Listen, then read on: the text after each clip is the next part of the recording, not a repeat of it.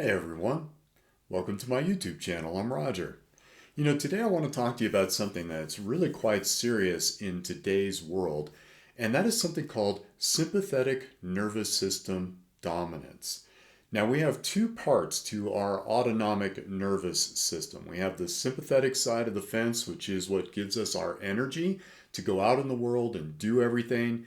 You can kind of think of that like a gas pedal on a car, and you get to decide how much energy you want to put into that engine by how hard you push that particular gas pedal.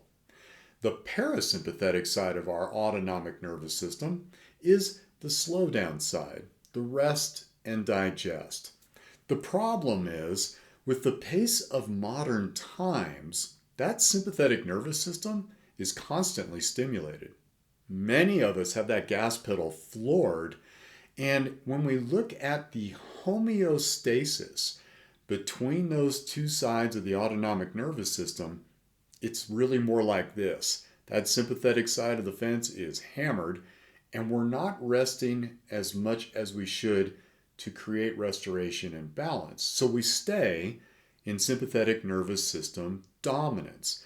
Now, why is that a problem? Well, the main chemical that is secreted when we're under the hormones of stress, which is what that is, we're just going through life. Yeah, it's a sprint instead of a marathon.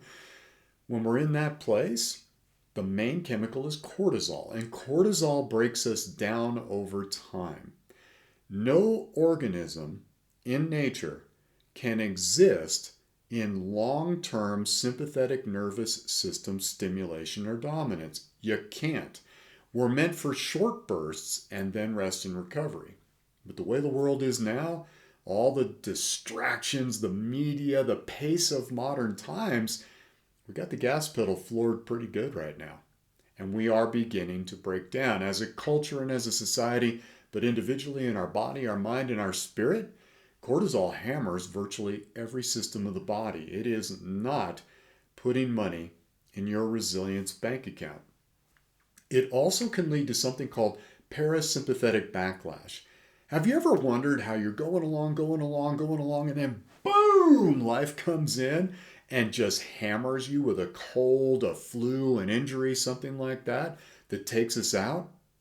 Have you ever thought for a minute that that's your body saying, dude, I got to shut you down because if I don't, something really serious is going to break. So I'm going to force you to stop for a minute, rest and restore. That's called parasympathetic backlash.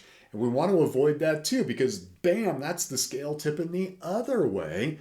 And now we're in real trouble. We're not in homeostasis or balance. So our goal is to avoid sympathetic nervous system dominance and avoid parasympathetic backlash, the highs and lows. We want to come back to a more centered perspective. Now, we have to have both sides of this autonomic nervous system going.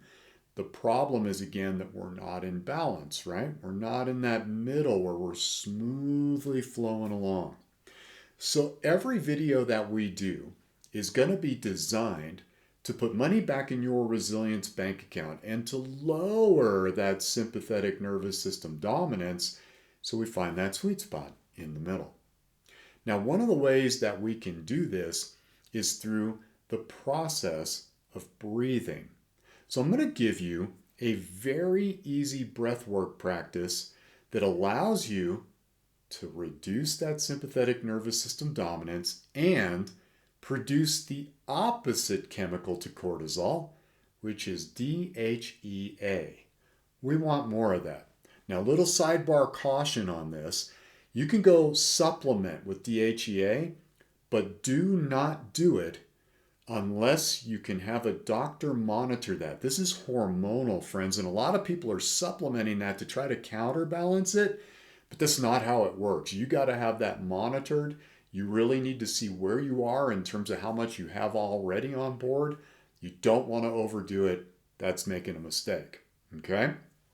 Everything that I try to bring you on this channel is going to be something you can do to stimulate the same result without having to take something, without having to pay a lot of money for something. These are simple strategies. So here is how we're going to begin to balance it, and it comes to the breath. When we breathe at approximately 6 breaths a minute, the neurites in our heart signal the amygdala up in our brain that everything's okay, that we can come down. It is parasympathetically restorative when we breathe at 6 breaths a minute. And that's the starting point. So what we're going to do is just slow our breathing down to about 5 seconds in and 5 seconds out. That puts us at 6 breaths a minute. Don't obsess over the time. Just approximate that. And we're going to breathe through the nose. I'll have more on this in future videos about why nasal breathing is so important. But for now, just trust me. We're going to breathe through the nose. And I want you to support your body in this. Get yourself into a comfortable chair and be in a relaxed posture. As we're breathing in through the nose, we're going to breathe into the belly. And again, I'll go even way deeper on this part about belly breathing. But for now, just breathe calmly into the belly. And I want you to breathe very lightly, right? So light that you can't hear yourself breathing. That's how light I want it to be. A very gentle inhale for about 5 seconds. A very gentle exhale for about 5 seconds. And I want you to do that for 3 minutes. In 3 minutes, we will tip into parasympathetic restoration. It begins to balance the sympathetic nervous system, and the parasympathetic begins to come up. We get more into a place of homeostasis. Now, how often should you do this?